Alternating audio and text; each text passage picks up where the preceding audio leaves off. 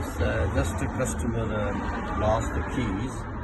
So basically, there is no letterbox. Normally we open locks from the letterbox, but it's no letterbox.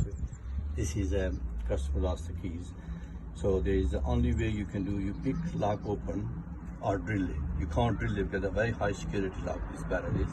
So that's entry to you can't do it, but it takes a lot of time. The customer doesn't want to it takes time and damage the locks. Basically, you got the keys in.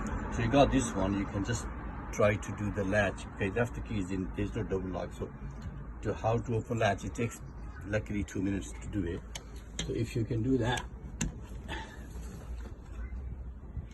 and then you can try to find out where the latch is, and you can move the latch back, and hopefully you will open that door in 2 minutes.